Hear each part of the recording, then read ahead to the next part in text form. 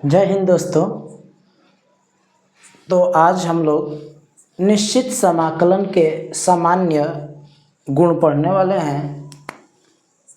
General properties of definite integration ये हम लोग पढ़ने वाले हैं।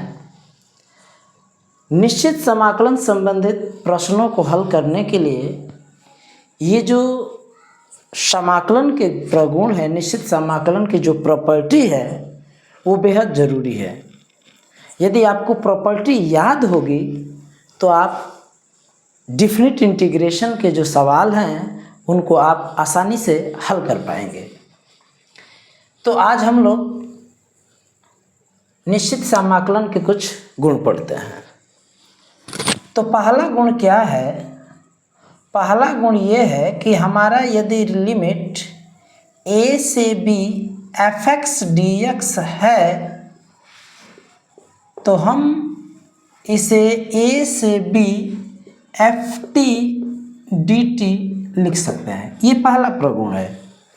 अर्थात डेफिनिट इंटीग्रेशन की जो वैल्यू है वह वेरिएबल पर निर्भर नहीं करती है। वेरिएबल को चेंज कर देने से डेफिनिट इंटीग्रेशन की जो वैल्यू है वह चेंज नहीं होती है। x है तो t में भी कर सकते हैं, आप u में भी लिख सकते हैं, ये वैल्यू चेंज नहीं होगी। केवल लोअर लिमिट और अपर लिमिट पर इसकी वैल्यू डिपेंड करती है, वेरिएबल पर डिपेंड नहीं करती कि हमारा फंक्शन किस वेरिएबल में लिखा गया है। तो पहला प्रगुण ये है कि डेफिनिट इंटीग्रेशन की जो वैल्यू होती है वह वेरिएबल पर निर्भर नहीं करती है। दूसरी प्रॉपर्टी क्या है? दूसरी प्रॉपर्टी ये है कि a से b f(x) dx है तो यदि हम लिमिट को चेंज करें, अपर लिमिट को लोअर लिमिट बनाएं, लोअर लिमिट को अपर लिमिट बनाएं तो हमारा इंटीग्रेशन की वैल्यू चेंज हो जाती है b से a और ये हो जाएगा f(x) dx। यदि हम लिमिट ऑफ इंटीग्रेशन चेंज करते हैं, हमारा यहाँ पर लिमिट a से b f(x) dx है, हमने इसको चेंज किया है, यहाँ पर b से a हुआ है तो ये जो वैल्यू है इंटीग्रेशन की वैल्यू वह चेंज हो गई है। तो यदि दूसरी प्रॉपर्टी ये है कि हम लिमिट को चेंज करते हैं, अपर लिमिट को लोअर लिमिट, लोअर लिमिट को अपर लिमिट बनाते हैं तो हमारा इंटीग्रेशन की जो वैल्यू है वह चेंज हो जाएगी। अगली प्रॉपर्टी क्या है? अगली प्रॉपर्टी हम लोगों का ये है कि यदि हमारा इंटीग्रेशन a से b f(x) dx है तो हम इसे a से c f(x) dx लिख सकते हैं प्लस c से b f(x) dx लिख सकते हैं, जहाँ पर c की वैल्यू a से बड़ी है और b से क्या है? छोटी है। अर्थात c जो है a b के बीच में है तो हम इस a से b तक के इंटीग्रेशन को a से c तक f(x) dx और c से b तक के इंटीग्रेशन के सम के रूप में हम लिख सकते हैं। इसका जनरल ये हो जाएगा कि मान लीजिए एक लिमिट a है, एक b है और इसके बीच में मान लीजिए c1 है, c2 है, dot dot dot dot dot cn है। ये तो आप a से b f(x) dx जो इंटीग्रेशन है, इस इंटीग्रेशन को a से c1 f(x) dx plus c1 से c2, c1 से c2 f(x) dx, ऐसे ही प्लस c2 से c3, ऐसे c2 से c3 f(x) dx, ऐसे ही plus dot dot dot dot dot plus cn से b तक, cn से b तक f(x) dx। ये जो लिमिट का इंटीग्रेशन का सम है वह इस इंटीग्रेशन के क्या होगा? इक्वल होगा। इस तीसरे नियम का ये क्या है? व्यापक रूप है। अगला हम लोगों का नियम क्या है? चौथा नियम क्या है? यदि मान लीजिए हमारा 0 से a f(x) dx हमारा कोई फंक्शन इंटीग्रेशन है तो इस इंटीग्रेशन की वैल्यू 0 से a F a minus X D x के क्या होगी, बराबर होगी। यह प्रॉपर्टी बिल्कुल इम्पोर्टेंट है। अधिकतर जो क्वेश्चन होंगे हम लोग इसी प्रॉपर्टी पर सॉल्व करेंगे, ठीक है। और इस प्रॉपर्टी का भी हम यूज करेंगे, लेकिन मोस्ट इम्पॉर्टेंट ये प्रॉपर्टी है, इस पर अधिकतर सवाल हम लोग हल करेंगे। तो यह प्रॉपर्टी क्या है, 0 से a f x D x है, ठीक है। तो ये हो जाएगा 0 से F a minus X D x, अर्थात x के जगह पर a माइनस एक्स लिखने से हमारा इंटीग्रेशन की वैल्यू चेंज नहीं होती है। पांचवी प्रॉपर्टी क्या है, यदि हमारा माइनस a से a तक इंटीग्रेशन है, ये हमारा माइनस a से a तक इंटीग्रेशन है, तो इस इंटीग्रेशन की वैल्यू 2 होती है। एक हो जाता है 2 0 से a f x D x, और एक होता है 0 से a f x D x कब होता है, जब एफ एक्स इवन फंक्शन होगा तब, सम फलन होगा तब। यदि विषम फलन होगा हमारा फंक्शन, विषम फलन होगा, यदि विषम फलन होगा हमारा फंक्शन, तो उसकी वैल्यू क्या होती है, 0 होती है। तो पांचवी प्रॉपर्टी क्या है, माइनस से a f x D x, इसकी वैल्यू 2 होती है। 0 से एफ एक्स डी एक्स, ये कब वैल्यू होती है, जब एफ एक्स हमारा सम फलन रहेगा तब, और 0 वैल्यू कब होती है, जब विषम फलन रहेगा तब। ये हम लोगों का इंटीग्रेशन की वैल्यू होती है। दूसरा, अगली प्रॉपर्टी क्या है, लिमिट ऑफ इंटीग्रेशन की अगली प्रॉपर्टी क्या है। मान लीजिए आपका इंटीग्रेशन 0 से 2a है और एफ एक्स डी एक्स है, ये आपका लिमिट 0 से 2a है, और आपको इस लिमिट की वैल्यू निकालना है 0 से 2a F x D x, तो इसकी भी वैल्यू 2 होती है। 2 क्या होती है, एक 0 से 2a F x D x के बराबर होता है, और एक होता है 0। तो 0 से 2a F x D x की वैल्यू 2 होती है, एक 0 से 2a F x D x, और एक होता है 0। अब सवाल यह है कि ये इंटीग्रेशन कब होता है, जब f 2a माइनस एक्स की वैल्यू एफ एक्स के बराबर होती है तब होता है। और जब f 2a माइनस एक्स की वैल्यू माइनस एफ एक्स के बराबर होती है, तो हमारा यह वैल्यू 0 देता है। ये प्रॉपर्टी क्या होती है, 0 से 2a F x D x की वैल्यू क्या होती है, 0 से 2a F x D x, ये वैल्यू कब होती है और ये वैल्यू कब होती है। ये वैल्यू कब होती है, जब f 2a माइनस एक्स की वैल्यू एफ एक्स हो, तो जाके ये वैल्यू होती है। और यह वैल्यू कब होती है, ये वैल्यू जब f 2a माइनस एक्स की वैल्यू माइनस एफ एक्स के बराबर होती है तो होती है। तो ये भी याद रखना है, 0 से 2a F x D x, 0 से 2a F x D x, ये कब होती है, f 2a माइनस एक्स बराबर एफ एक्स होता है तब। और f 2a माइनस एक्स की वैल्यू माइनस एफ एक्स के बराबर होती है, तो इसकी वैल्यू क्या होती है, 0 होती है। ये प्रॉपर्टी बड़ा कम यूज होगी, अधिकतर सवालों में हम लोग प्रॉपर्टी 4 यूज करेंगे। तो हम लोगों की छठवीं प्रॉपर्टी क्या है, 0 से 2a F x D x बराबर, ये 0 से, ये 2a नहीं, ये होना चाहिए, ये 0 से a f x D x होना चाहिए। और ये वैल्यू कब होगी, जब f 2a माइनस एक्स बराबर एफ एक्स होगा तब। और इसकी वैल्यू 0 कब होगी, जब f 2a minus X equal to F X होगा तब। ये हम लोगों ने प्रॉपर्टी देखा। अब अगली प्रॉपर्टी हम लोग देखते हैं कि अगली प्रॉपर्टी क्या है। अगली प्रॉपर्टी हम लोगों की है 7वीं प्रॉपर्टी, ए से B F x D x बराबर क्या होता है, तो ए से B F A plus B minus X D x, ये प्रॉपर्टी होती है। बहुत इंपॉर्टेंट ये भी प्रॉपर्टी है।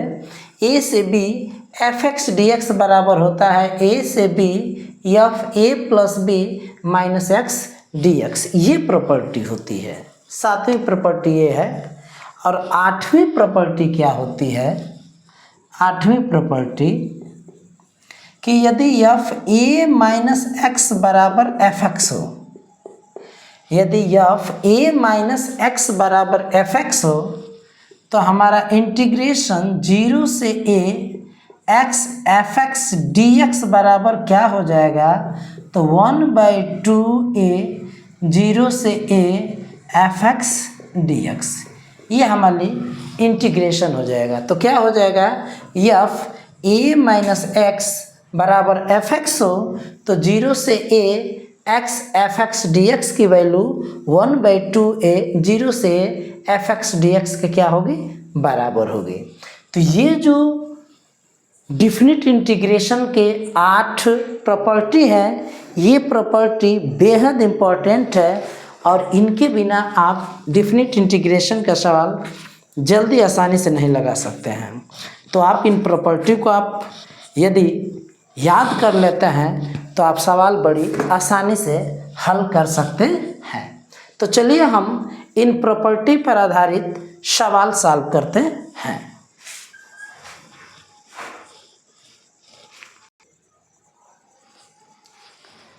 तो डिफिनिट इंटीग्रेशन पर बेस्ड ये सवाल हम लोग सॉल्व करते हैं। बेहद इम्पोर्टेंट सवाल है, इसको हम लोग सॉल्व कर लेते हैं।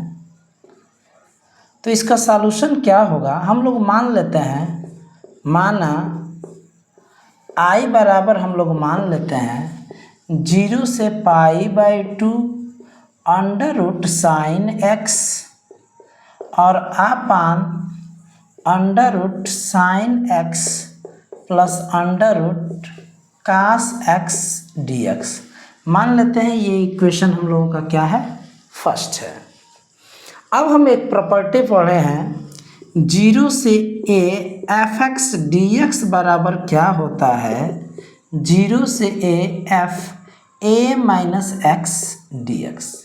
यह प्रॉपर्टी यह बता रही है कि x के जगह पर a माइनस एक्स रखने से हमारा डिफिनिट इंटीग्रेशन की वैल्यू चेंज नहीं होती है।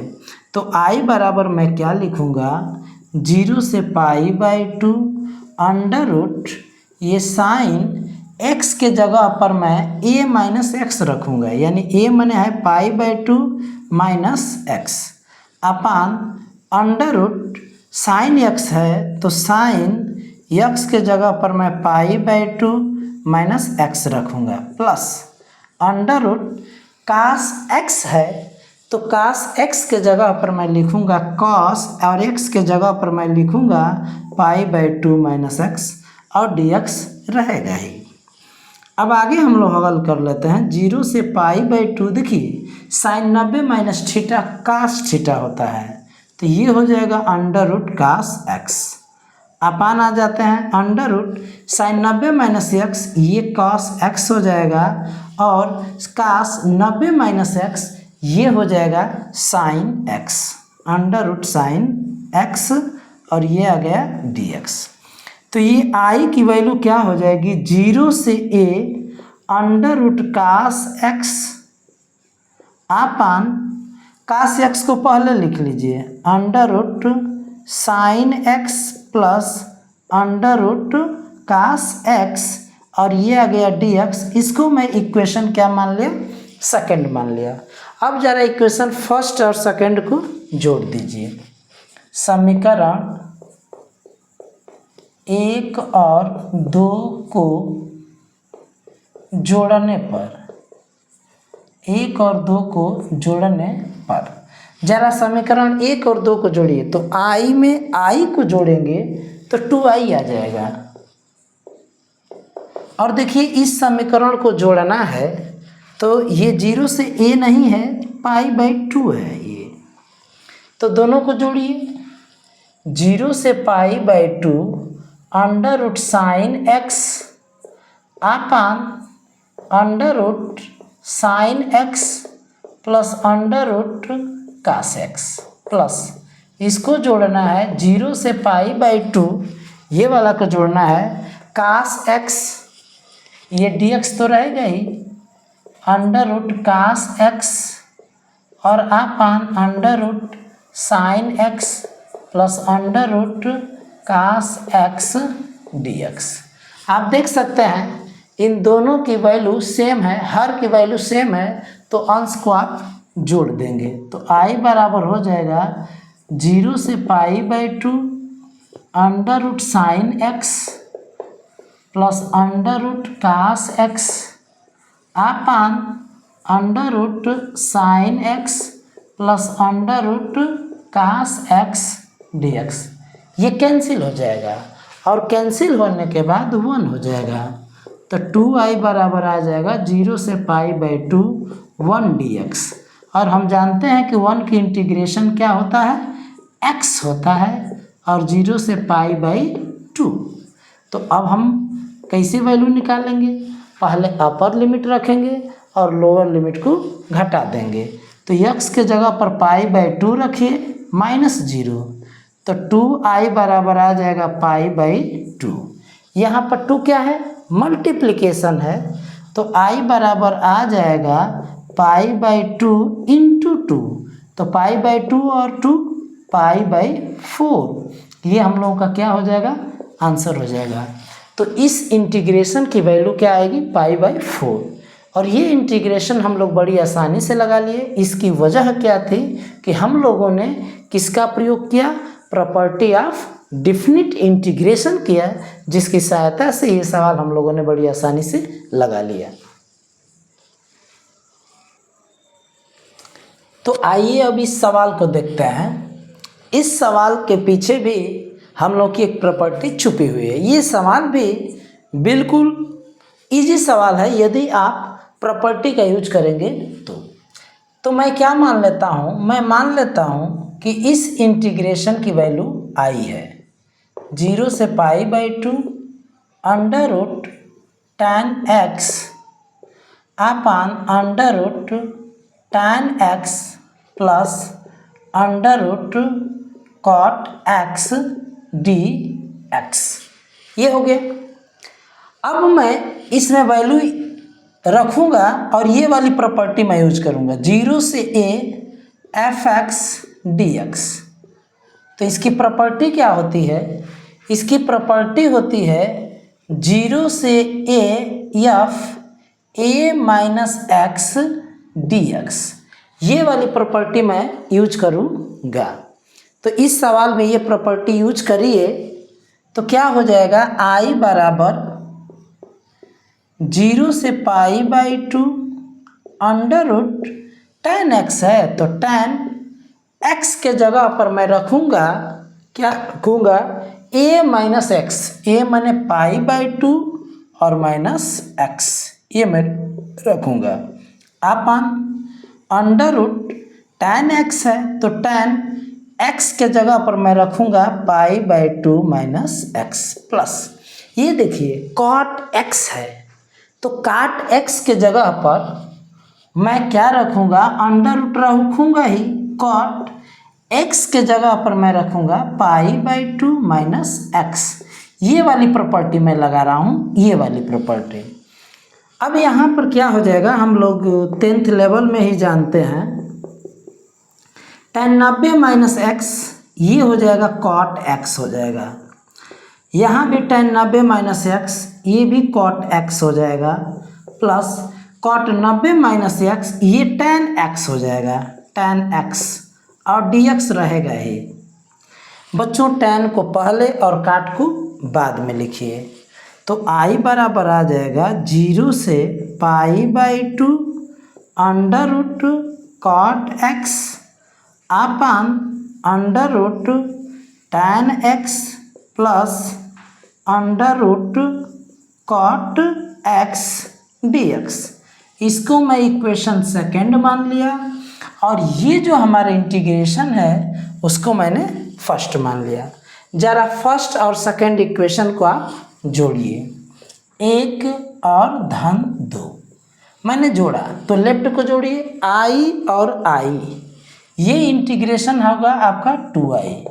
राइट को जोड़ा जाए तो 0 से π/2 √tan x अपान क्या है √tan x plus √cot x plus ये वाला इंटीग्रेशन है। फिर इस इंटीग्रेशन की वैल्यू मैं रखता हूँ, तो 0 से π/2 √cot x अपान √tan x plus √cot x dx। आप देखिए दोनों इंटीग्रेशन में देखिए कि हर की वैल्यू सेम है, तो अंश को जोड़ दिया जाए, 2i बराबर हो जाएगा 0 से π/2 √tan x plus √cot x अपान ये लिख दीजिए, तो √tan x plus √cot x dx हो जाएगा। ये कैंसिल हो जाएगा, टोटल सेम वैल्यू है, तो क्या आ जाएगा 2i बराबर आ जाएगा 0 से π/2 1 dx, और 1 का समाकलन x होता है और ये लिमिट 0 से π/2, तो हम अपर लिमिट में से लोअर लिमिट घटा देंगे, तो π/2 और -0, तो ये आ जाएगा π/2। ये 2 मल्टीप्लाई है, उधर आ जाएगा तो डिवाइड हो जाएगा, तो i बराबर आ जाएगा π/4, जो कि आपके क्वेश्चन का क्या हो जाएगा आंसर हो जाएगा। ठीक है, तो आज हम लोगों ने डिफिनिट इंटीग्रेशन के प्रॉपर्टी और उस पर 2 बेस्ट सवाल हम लोगों ने देखा। तो यदि वीडियो आपको पसंद आया हो तो अपने दोस्तों में से ज़्यादा से ज़्यादा इसे शेयर करें।